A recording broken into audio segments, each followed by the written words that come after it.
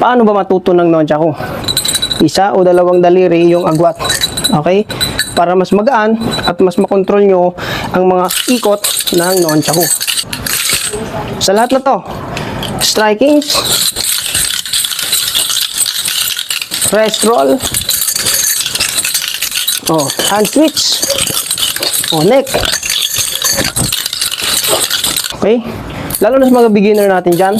Actually, beginner pa lang din naman ako. 2023 lang ako nag-start mag-aral ng nunchaku. At hanggang ngayon, inaaral ko pa rin siya. Sikreto lang dyan ay alamin nyo kung tamang paghawak ng nunchaku at alamin nyo ang mga strikings at yung tricks. Kung gusto nyo ng mga tricks, mga freestyle, alamin nyo yun. So, paano nga ba? Una ko nang ituturo sa inyo ay ang tamang paghawak muna ng nunchaku. Pinaka-importante yun. Hindi pwedeng dito ka hawak ng nunchaku. Sa paghawak ng nunchaku, kahit anong nunchaku yan mapakahawak, mapaplastic, basta tinatawag na nunchaku. Unang alamin natin ay ang tamang paghawak ng nunchaku. Dalawa lang naman yan eh. Una, ay kung ang laro mo ay wrist roll ka. Mahilig ka mag-wrist roll, ganyan madali ka nga naman. Diba? Madali ka makapagpaikot. Pero kung hawak mo ay dito, o kaya dito, sa dulo, sa gitna hanggang dulo, tawag doon ay yung mga strikings. So, para lang yun sa mga strikings. Yan Ito yung pangalawa natin. Yan. Yung sa gitna or sa dulo.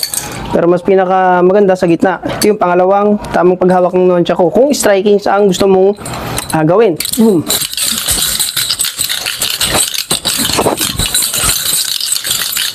Okay? Kasi mas maabot mo siya yung target mo, maabot mo. Pero kung ang laro mo ay mahilig mag-freestyle, dito ka na.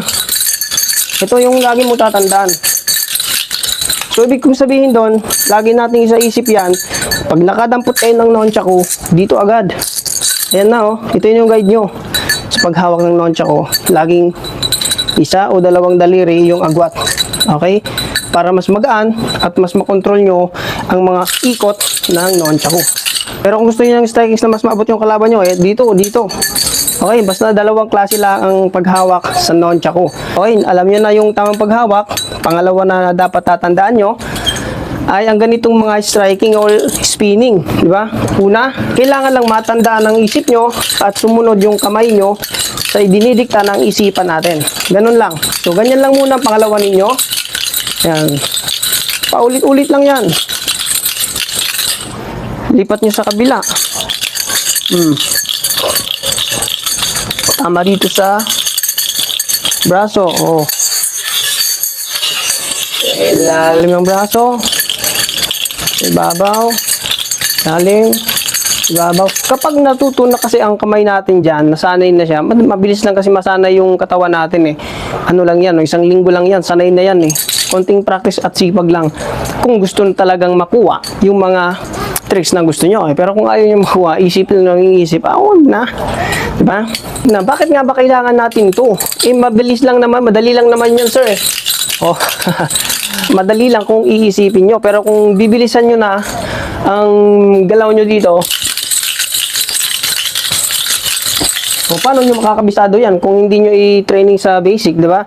Baka pag ikot nyo dito, masobrahan ng isip nyo. Ang gusto lang ng isip nyo ay 3, tapos umikot yung kamay nyo. Pag paning nyo dito, tumama na sa ulo nyo, di ba? Yun ang iniwasan natin. Kaya nga, para makabuo kayo ng mobs, para makabuo kayo ng tricks, unahin nyo muna yung pinaka basic ng strikings and spinning sa nunchaku. Kaya alam nyo na ang tamang paghawak, di ba?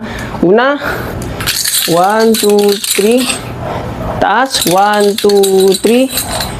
1, 2, 3. Kapag nasanay ng kamay nyo dyan, edi kaya nyo na yung pabilisan. Ganyan lang yan,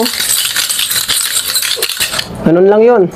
1, 2, 3. Dito, 1, 2, 3. 1, 2, 3. Ganun lang. Sa pangalawa nating dapat na aralin nyo. Sa pangatlo naman, ganito. 1. Okay, 1, 2, 3. Okay, ganyan lang yan, Position ko yun ng parang fighting stance nyo. 1, 2, 3. 1, 2, 3. 1, 2, 3. Okay, sa paghampas, hindi nyo kailangan pigilan dyan, Kailangan sundan nyo yung bigat ng nunchaku or yung gaan niya. Paghampas nyo dyan, yung kamay nyo, i-extend nyo ng konti. Boom, para pigilan niya yung bilis ng nunchaku, yung dulo. Yan, para tatama lang siya dito sa bewang natin. Hindi talaga sa bewang yan, tatama lang siya dito. Ganyan mo. Yan. Hindi pwedeng pigilan mo siya ng dito. Tatama yan, di ba? Masakit yun. Kaya kailangan, pag aaralin nyo to, yan, lambot lang. Pasunurin nyo yung kamay nyo. Pagka-strike nyo, boom, ayan, nakikita nyo, di ba? Ang L ko kanina na position ng kamay, nagiging straight. Ang purpose niyan, kung kaya inuunat natin yung kamay natin, ay parang, kumbaga sa pag sumasalo tayo ng mabibigat na bagay, pag ganyan, diba? Inuunat natin yung kamay natin para lang mapigilan yung bigat ng bagay na sinalo natin. Ganun rin dito. Pag ganyan mo, pag nilakasan mo ito, nakatupi yan, papalo ng masakit yan dito. Pero kung ilambot mo lang, iunat mo ng konti, as in, imaginein mo kung paano nga ba ito pipigilan. Siyempre, iunat mo yan para hindi na magtuloy-tuloy yung palo sa katawan mo. Okay? Ayan kapag dito lang, boom, ayan, masakit. Kapag naka-L lang tayo, L position ng kamay. Pero kapag iunat mo siya, pag ganyan pababa. Ayan. Kapag i-L mo yan, iikot yan. Ayan umiikot lang Paghampas mo, boom. Dahil pinigilan mo siya dito, kung gaano kalakas yan hahampas dito, tapos nandyan yung tuhod mo, tatamaan ka. Kaya pag hahampas kayo dito, hindi rin sa gitna, ayan, tatamaan ka. Gilid lang.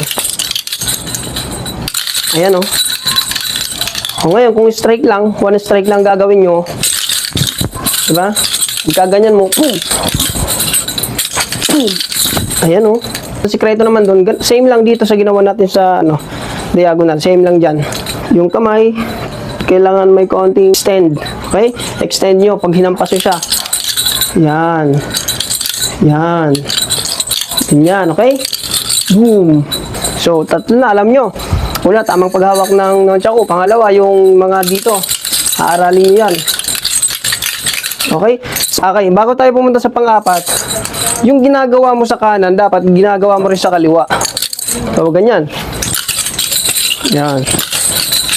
Pag alam nyo na yon, gawin nyo na ng medyo speedan nyo na ng konti or dagdagan nyo na yung moves nyo na parang medyo bubuhin nyo na siya.